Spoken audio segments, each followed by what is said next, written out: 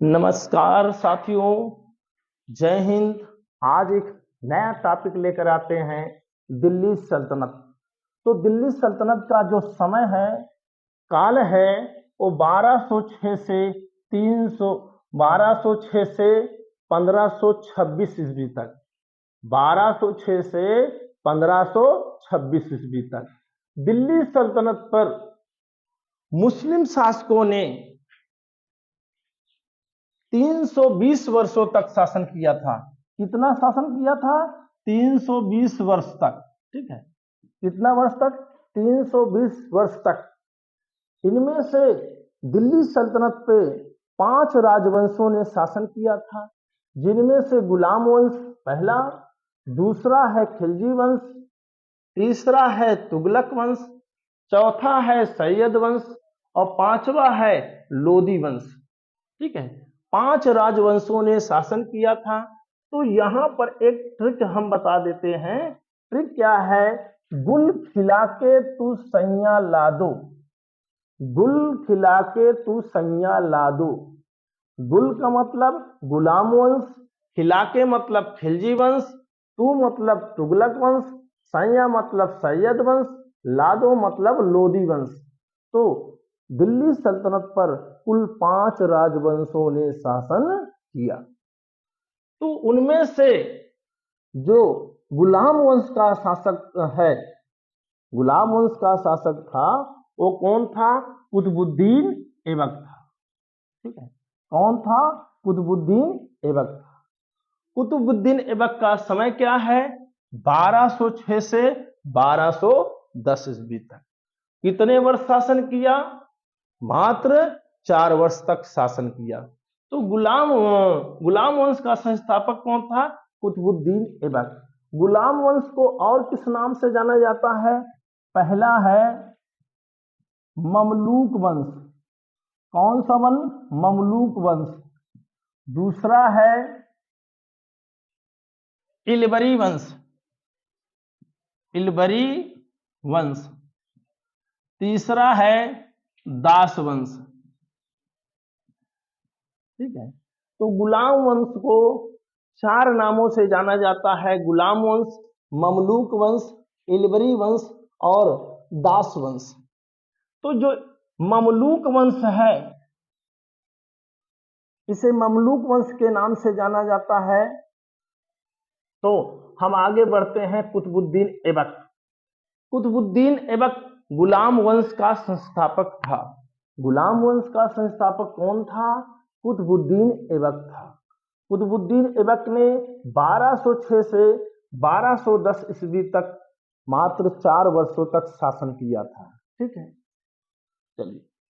जो कुतुबुद्दीन ऐबक था, इसने साम्राज्य विस्तार करने के लिए व्यवहारिक नीति का प्रयोग किया था। इस नीति का प्रयोग किया था व्यवहारिक, यानी विवाह के द्वारा इसने अपने साम्राज्य का विस्तार किया था। तो कुतुबुद्दीन ने अपना स्वयं विवाह किसके के साथ किया था? तो मोहम्मद गोरी का एक गुलाम सरदार होता है, ताजुद्दीन यलदौज। ताजुद्दीन ताजुद्दीन ताजुद्दीन एलदौज। एलदौज ताजुद्दीन एलदौज से क्या किया था? ताजुद्दीन एलदौज की पुत्री से कुतुबुद्दीन ऐबक ने विवाह किया था। कुतुबुद्दीन ऐबक ने अपनी बहन का विवाह किसके साथ किया था? तो वो भी मोहम्मद गोरी का गुलाम और सरदार था, नसरुद्दीन कुबाचा। क्या नाम है? नसीरुद्दीन कुबाचा। नसरुद्दीन कुबाचा के साथ किया था। ठीक है, उसके बाद देखिए, जो कुतुबुद्दीन ऐबक था, अपनी पुत्री का विवाह किसके साथ किया था? तो ये भी गुलाम सरदार होता है, इल्तुतमिश के साथ किया था। इसके साथ इल्तुतमिश के साथ इल्तुतमिश के साथ किया था, जो कुतुबुद्दीन ऐबक के बाद अगला शासक बनेगा। ठीक है, तो इस तरह कुतुबुद्दीन ऐबक ने वैवाहिक संबंध स्थापित करके अपने साम्राज्य का विस्तार किया था। आगे देखिए, उसके बाद जो कुतुबुद्दीन ऐबक होता है, इसने सुल्तान की उपाधि धारण नहीं किया था। किसकी उपाधि? सुल्तान की उपाधि धारण नहीं किया था। और इसने कौन सी उपाधि धारण किया? तो मलिक और सिपा सालार की उपाधि धारण किया। इसकी मलिक और सिपा सालार, सिपह सालार, सालार की उपाधि धारण किया था। इसकी उपाधि धारण किया था? मलिक और सिपा सालार की उपाधि धारण किया। आगे देखिए, तो उसने जो कुतुबुद्दीन ऐबक था, शासन कहां से चलाया था? तो वो दिल्ली से शासन नहीं चलाया, लाहौर से शासन चलाया। और लाहौर को ही कुतुबुद्दीन ऐबक ने अपनी राजधानी बनाया था। क्या बनाया था? अपनी राजधानी बनाया था। चलिए आगे देखिए, कुतुबुद्दीन ऐबक जो होता है, उसे कुरान खां भी कहा जाता है। क्या कहा जाता है?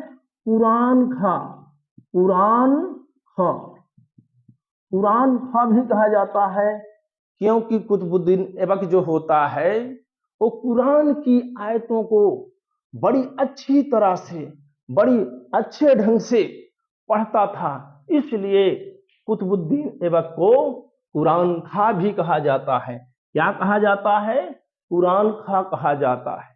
ठीक है, चलिए आगे देखिए, कुतुबुद्दीन ऐबक ने दिल्ली में कुतुब मीनार की नींव रखी। कुतुब मीनार की नींव किसने रखा था? तो कुतुबुद्दीन ऐबक ने रखा था। किसने रखा था? कुतुबुद्दीन ऐबक ने रखा था। कुतुब मीनार की नींव किसने रखा था? तो किसने रखा था? कुतुबुद्दीन ऐबक ने।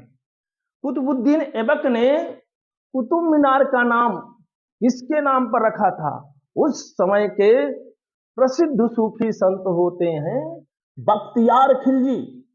बख्तियार खिलजी के नाम पर उसने कुतुब मीनार का नाम कुतुब मीनार रखा।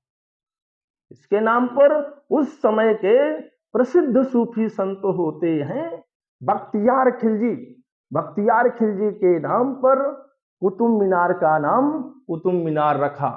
ठीक है, अब देखिए, कुतुब मीनार को पूर्ण किसने किया?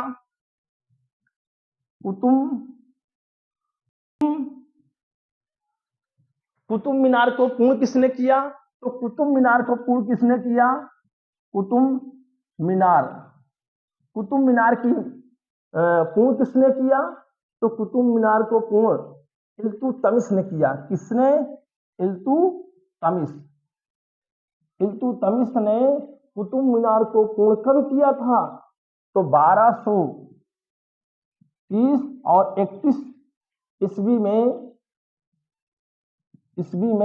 कुतुब मीनार को पूर्ण किसने करवाया था? इल्तुतमिश ने करवाया था। कुतुब मीनार कई तल की है, वर्तमान में कितने तल की है? तो 5 तल की है। कई तल की? 5 तल की। कई तल? 5 तल की है। ठीक है, कुतुब मीनार की ऊंचाई कितनी है? तो कुतुब मीनार की ऊंचाई है 234 फीट। 234 फीट। कितनी ऊंची है कुतुब मीनार की ऊंचाई? तो 234 फीट है कुतुब मीनार की ऊंचाई। और क्या किया था कुतुबुद्दीन ऐबक ने? कुतुबुद्दीन ऐबक ने दिल्ली में कुव्वत उल इस्लाम मस्जिद, कौन मस्जिद? कुव्वत उल इस्लाम मस्जिद का निर्माण करवाया था।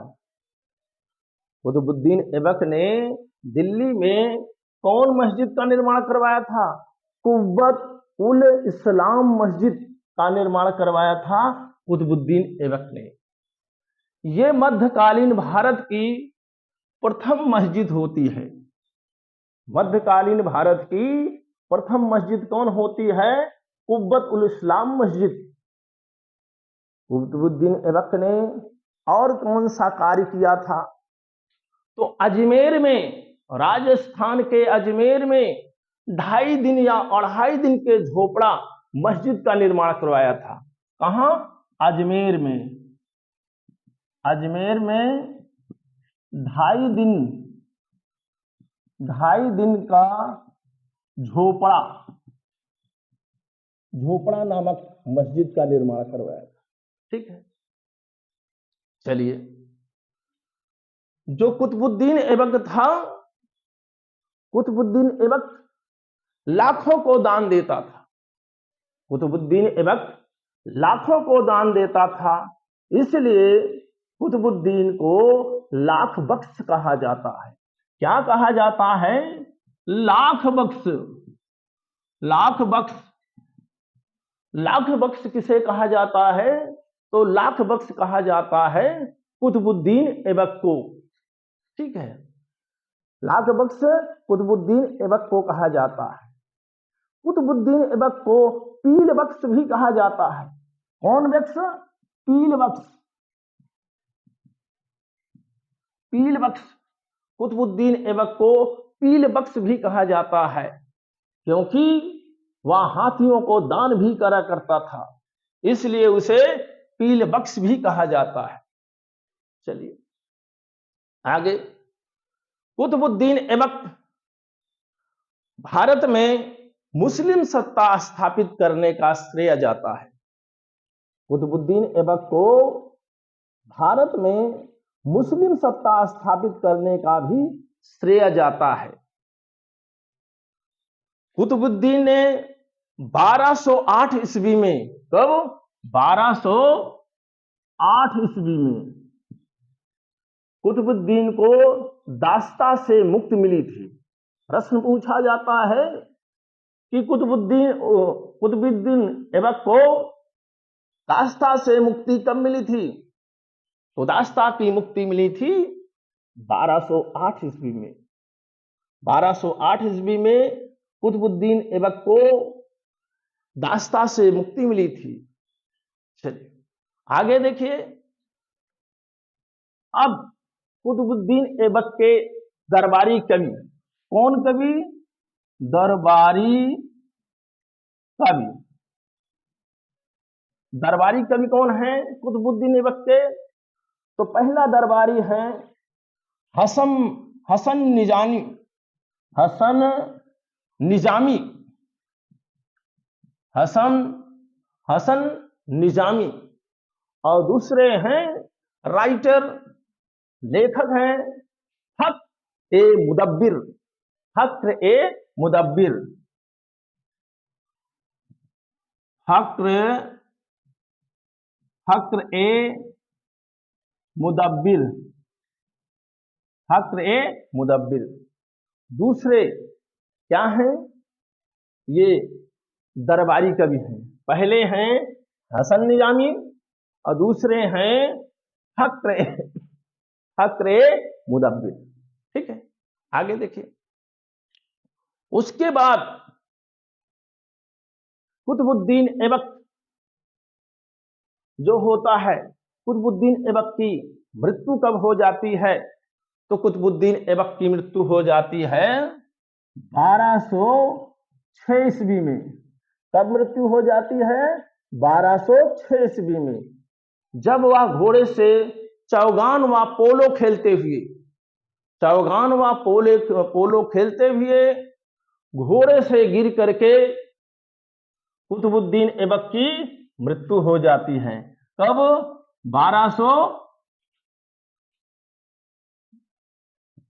1210 ईस्वी में। 1210 ईस्वी में घोड़े से गिर करके कुतुबुद्दीन ऐबक की मृत्यु हो जाती है। तो कुतुबुद्दीन ऐबक जो था गुलाम वंश का संस्थापक था, और इससे पहले जो मोहम्मद गोरी था वो संस बनी वंश का था। तो आज के लिए बस इतना ही। जय हिंद, जय भारत, वंदे मातरम।